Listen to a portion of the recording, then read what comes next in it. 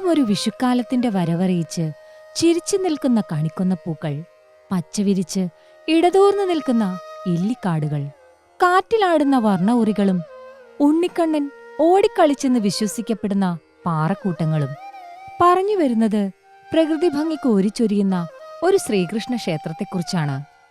തൃശൂർ ജില്ലയിൽ സ്ഥിതി ചെയ്യുന്ന കല്ലൂത്തിപ്പാറ ശ്രീകൃഷ്ണ ക്ഷേത്രം എന്നറിയപ്പെടുന്ന കല്ലൂർ തലൈ ശ്രീകൃഷ്ണ ഭഗവതി ക്ഷേത്രം.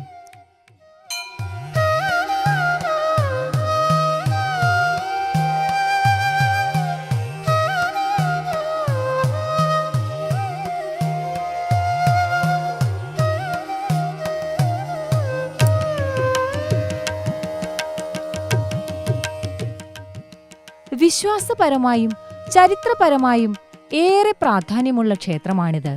തൃശൂരിലെ കണ്ടാണിശ്ശേരി എന്ന ഗ്രാമത്തിൽ സ്ഥിതി ചെയ്യുന്ന ഈ ക്ഷേത്രം ശ്രീകൃഷ്ണ വിശ്വാസികളെ സംബന്ധിച്ചിടത്തോളം വളരെയേറെ പ്രാധാന്യമുള്ള സ്ഥലമാണ്.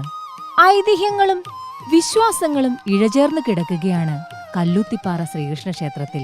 പാറയാൽ ചുറ്റപ്പെട്ടു കിടക്കുന്ന ഇവിടെ പാറക്കൂട്ടത്തിന് നടുവിലായാണ് ക്ഷേത്രം സ്ഥിതി ചെയ്യുന്നത്.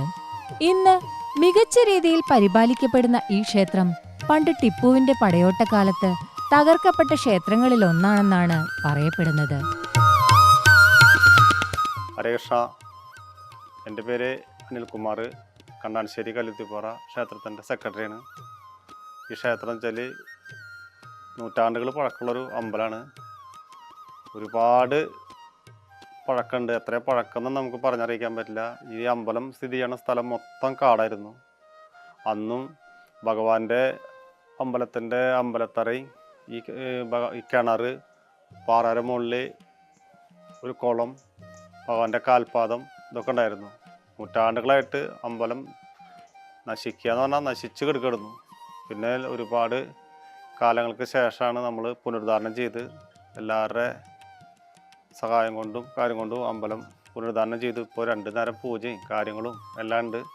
കണ്ടമാനം ഭക്തർ ഇപ്പോൾ വന്നുകൊണ്ടിരിക്കുന്നുണ്ട്. വരുന്നവർക്കെല്ലാം അനുഗ്രഹം ചൊല്ലാനായിട്ട് തമ്പുരാട്ടമ്മയുണ്ട്, കൃഷ്ണൻ, മുരുകൻ, അയ്യപ്പൻ, ഹനുമാൻ സ്വാമി, പുറത്ത് നാഗങ്ങളെ ഇരുത്തിയിട്ടുണ്ട്. എല്ലാവരും നല്ല രീതിയിൽ പോകണം. പിന്നെ എല്ലാ മാസം മലയാള മാസം 1-ാം തീയതി ഭഗവാന്റെ കാൽപാദത്തിൻ്റെ അവിടെ പാദപൂജ ഉണ്ടാവും. നമ്മളിവിടുന്ന് കുത്തുവിളക്ക്, താലം ഒക്കെ എഴുന്നള്ളിച്ച് അവിടെ വലിയൊരു ഉത്സവം പോലെയാണ് നടത്തുക. പിന്നെ പ്രധാന ഉത്സവം വെച്ചാൽ ഏപ്രിൽ 5-ാം തീയതിയാണ്. ഏപ്രിൽ മാസം 5-ാം തീയതിയാണ് ഇവിടുത്തെ പൂരം. അത് ആനയുണ്ടാവും. പിന്നെ വരവ് പരിപാടികൾ കാര്യങ്ങളൊക്കെ ആയിട്ട് ഗംഭീര ഉത്സവമാണ്. പിന്നെ അഷ്ടമരോഹിണി ഗംഭീരമായിട്ട് നമ്മൾ ആഘോഷിക്കും. പിന്നെ നവരാത്രിക്ക് നല്ല ആഘോഷമാണ്. പിന്നെ രാമായണ മാസം ഒരു മാസം ഫുള്ളായിട്ട് രാമായണ പാരായണം, കഥകൾ പറയൽ, ഗംഭീര ഒരു ഉത്സവം തന്നെയാണ്. അതൊക്കെയാണ് ഇവിടുത്തെ മെയിൻ പരിപാടികൾ. പിന്നെ എല്ലാ കൃഷ്ണൻ്റെ അമ്പലത്തിലും ഭഗവതിയുടെ അമ്പലത്തിലും എല്ലാ വഴിപാടുകളും നല്ല രീതിയിൽ ഇവിടെ ചെയ്തുകൊണ്ടിരിക്കുന്നു. ഒരുപാട് ഭക്തർ വരുന്നുണ്ട്. എല്ലാവർക്കും അതിൻ്റേതായ പ്രയാസങ്ങൾ പറയുമ്പോൾ അതിൻ്റേതായ കാരുണ്യം കംപ്ലീറ്റ് തമ്പുരാട്ടമ്മയുടെയും കൃഷ്ണൻ്റെയും പേരിലൊക്കെ വരുന്നു. ഹരേ കൃഷ്ണ. അക്കാലത്ത് ഇവിടുത്തെ ശില്പങ്ങളും വിഗ്രഹങ്ങളും എല്ലാം സംരക്ഷിക്കപ്പെടാതെ കാടുപിടിച്ച് കിടക്കുമ്പോൾ വന്യമൃഗങ്ങളും വിഷപ്പാമ്പുകളുമാണ് ഇവിടം കാത്തതെന്നാണ് പ്രദേശവാസികളുടെ വിശ്വാസം. ക്ഷേത്രം ഇപ്പോൾ കാണുന്ന രൂപത്തിലേക്ക് മാറിയിട്ട് ഏകദേശം 13 വർഷങ്ങളേ ആയിട്ടുള്ളൂ. പാറക്കൂട്ടങ്ങൾക്ക് നടുവിലായി സ്ഥിതി ചെയ്യുന്ന ക്ഷേത്രത്തിന് മുകളിലുള്ള പാറയിൽ ഒരു ചെറിയ കുളവുമുണ്ട്. കാണുമ്പോൾ വളരെ ചെറുതെന്ന് തോന്നുമെങ്കിലും കടുത്ത വേനലിലും ഇത് വറ്റാറില്ല. ഏകദേശം 4 ആൾ താഴ്ച ഇതിനുണ്ടെന്നാണ് പറയപ്പെടുന്നത്. കാണുമ്പോൾ വെറുമൊരു പാറക്കുളം പോലെയെന്നത് തോന്നൽ മാത്രമാണെന്നും പ്രദേശവാസികൾ വ്യക്തമാക്കുന്നു. ക്ഷേത്രത്തിന്റെ ഏറ്റവും വലിയ പ്രത്യേകത പാറയുടെ മുകളിൽ പതിഞ്ഞിരിക്കുന്ന കാൽപാദമാണ്. ഗുരുവായൂരപ്പന്റെ കാൽപാദമാണ് ഇതെന്നാണ് വിശ്വസിക്കപ്പെടുന്നത്. പാറയുടെ മുകളിലായി ഒരു കാൽപാദം മുഴുവനായും പതിഞ്ഞിരിക്കുന്നത് വ്യക്തമായി കാണാം. കാലികളെ മേയ്ക്കാനായി ഗുരുവായൂരപ്പൻ ഇവിടെ വന്നിരുന്നുവെന്നാണ് വിശ്വാസം. കാൽപാദത്തിന് സമീപത്തായി കയർ കിടക്കുന്നത് പോലെ ഒരു പാടും ഇതിനോടൊപ്പം കാണാൻ കഴിയും. ശ്രീകൃഷ്ണന്റെ കാൽപാദം പതിഞ്ഞിരിക്കുന്ന പാറയിൽ എല്ലാ മലയാള മാസം 1-ാം തീയതിയും പാദപൂജ നടത്താറുണ്ട്. ബാലരൂപത്തിലുള്ള ശ്രീകൃഷ്ണനാണ് പ്രധാന പ്രതിഷ്ഠ. ബാലരൂപത്തിലുള്ള ശ്രീകൃഷ്ണനെ കൂടാതെ ഭഗവതി, അയ്യപ്പൻ, ഗണപതി, മുരുകൻ എന്നീ പ്രതിഷ്ഠകളുമുണ്ട്. ക്ഷേത്രത്തിനു മുന്നിലായി നാഗദേവതകളുടെ പ്രതിഷ്ഠയുമുണ്ട്. കൃഷ്ണനുമായി ബന്ധപ്പെട്ട എല്ലാ പ്രധാന ദിവസങ്ങളും ഇവിടെ വളരെ പ്രാധാന്യത്തോടെ ആഘോഷിക്കുന്നു. നമസ്കാരം, എൻ്റെ പേര് അക്ഷയ്. ഞാൻ കല്ലുത്തിപ്പാറ അമ്പലത്തിൻ്റെ മേൽശാന്തിയാണ്. ഞാൻ ഇപ്പോൾ ഇവിടെ 2 വർഷമായി ഭഗവാനെ സേവിക്കുന്നത്. നമ്മളുടെ ഭഗവാന്റെ ഇഷ്ടവഴിപാടുകളായ പാദപൂജ, അതിൽ തന്നെ വെണ്ണനേദ്യമൊക്കെയാണ് ഭഗവാന്റെ പ്രധാന വഴിപാടുകൾ. അതിൽ തന്നെ സന്താനമില്ലാത്തവർക്ക് ഭഗവാന് വെണ്ണനേദ്യം, അതിൽ തന്നെ പാൽപ്പായസങ്ങൾ, ഭാഗ്യസൂത്ത പുഷ്പാഞ്ജികൾ, സന്താനകോല മന്ത്രാർച്ചനകളൊക്കെ നടത്തിയിട്ട് നമ്മളെ ഭഗവാൻ ഒരുപാട് ഭക്തർക്ക് ഉണ്ണികളും അതിൽ തന്നെ ഒരുപാട് ആൾക്കാരെ മംഗല്യങ്ങളൊക്കെ ഒരുപാട് സാധിച്ചിട്ടുണ്ട്. അതിൽ തന്നെ നമ്മളെ ഭഗവതിക്ക് ഇഷ്ടപ്പെട്ട വഴിപാടായ കാര്യസാധിക്ക്, കുങ്കുമാർച്ചന, മഞ്ഞളാർച്ചന, ഹനുമാൻസ്വാമിക്ക് തൊഴിൽ തടസ്സം കാര്യങ്ങൾക്കൊക്കെ വേണ്ടിയിട്ട് അവിൽ നേദ്യം, വെറ്റിലമാല അങ്ങനെയുള്ള വഴിപാടുകൾ.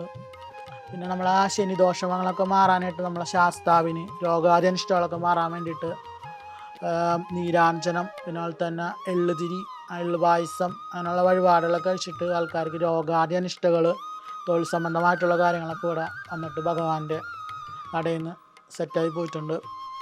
മുരുകന് പാൽപ്പായസം, പിന്നെ അതുപോലെ തന്നെ പഞ്ചാമൃത്, പാനകം അങ്ങനെയുള്ള നേദ്യങ്ങളും വിശേഷമായിട്ട് നമ്മൾ ക്ഷേത്രത്തിൽ കാര്യസാധിക്ക് വേണ്ടി ചെയ്തു കൊടുക്കാറുണ്ട്. പിന്നെ അതുപോലെ തന്നെ ഗണപതിക്ക് ഒറ്റപ്പം, പിന്നെ മുതലായ നേദ്യങ്ങളൊക്കെ ഗണപതിക്ക് ഉണ്ടാകാറുണ്ട്. നമ്മളെ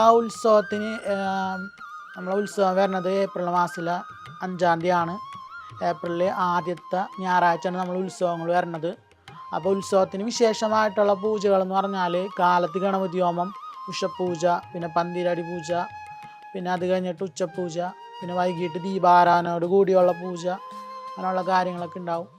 ഇവിടുന്ന് ഒരു താളമേള വാദ്യങ്ങളോടുകൂടി ആനപ്പുറത്ത് ഭഗവാനെയും ഭഗവതീനെ എഴുന്നള്ളിച്ചിട്ട് നമ്മൾ അവിടെ നിന്ന് ഇങ്ങോട്ട് എഴുന്നള്ളിച്ച് കൊണ്ടുവന്നിട്ട് ഭഗവതീനെ ഒരു 7 മണിയോടുകൂടി ദീപാരാധനയുടെ സമയത്ത് കൂടി വെച്ചിട്ടാണ് നമ്മുടെ ദീപാരാധന അവസാനിപ്പിക്കുന്നത്. അത് കഴിഞ്ഞാൽ നമ്മുടെ ക്ഷേത്രത്തിൽ ഓരോരോ ദേശങ്ങളിൽ നിന്നുള്ള വരവ്, പൂരങ്ങൾ കാര്യങ്ങളൊക്കെയാണ് നമ്മളുടെ പൂരത്തിൻ്റെ വിശേഷമായ ചടങ്ങുകൾ. ഇനിയിപ്പോൾ നമ്മളുടെ പ്രതിഷ്ഠാദിനമാണ് വരുന്നത്. മേടമാസത്തിലെ രോഹിണി നക്ഷത്രമാണ് വരുന്നത്. അന്ന് കലശാഭിഷേകം അങ്ങനെയുള്ള കാര്യങ്ങളൊക്കെ നമ്മുടെ ക്ഷേത്രത്തിലുണ്ടാവും. ഏപ്രിൽ മാസത്തിൽ നടക്കുന്ന പൂരമാണ് പ്രധാന ഉത്സവം. അഷ്ടമി രോഹിണിയും രാമായണ മാസവും ഇവിടെ പ്രധാനമാണ്. തൃശ്ശൂരിന് പുറത്തുള്ളവർക്ക് അധികമൊന്നും അറിയില്ലെങ്കിലും ഇപ്പോൾ കേട്ടറിഞ്ഞെത്തുന്ന വിശ്വാസികൾ ഏറെയാണ്. എൻ്റെ പേര് വസന്തൻ എന്നാണ്. ഇവിടെ അടുത്ത് തന്നെയാണ് വീട്. ഇവിടുത്തെ ഒരു പ്രധാന ഭക്തനും കൂടിയാണ്. ഞങ്ങൾ ചെറുപ്പകാലം മുതലേ ഇവിടെ കളിച്ചു വളർന്നിരുന്ന, അന്നൊക്കെ ഈ അമ്പലം അടിഞ്ഞു പൊളിഞ്ഞ് കിടക്കുകയായിരുന്നു. ഈ അടുത്ത കാലം എന്ന് പറഞ്ഞൊരു 13 വർഷത്തിന് മുമ്പാണ് ഇതിൻ്റെ പുനഃപ്രതിഷ്ഠ നടന്നത്. ഇപ്പോൾ ധാരാളം ഭക്തർ നമ്മുടെ കേരളത്തിന് പുറത്തുനിന്നും ഇവിടെ വരുന്നുണ്ട്. ഗുരുവായൂർ ക്ഷേത്രത്തിൽ നിന്ന് ഏകദേശം 5 കിലോമീറ്റർ ദൂരമേ ഉള്ളൂ ഈ ക്ഷേത്രത്തിലേക്ക്. ഉണ്ണിക്കണ്ണനെ കണ്ണിറയെ കണ്ട് ഭക്തിയുടെ പാൽപ്പായസവും നുകർന്ന് ഈ യാത്ര ഇവിടെ പൂർണ്ണമാകുന്നു.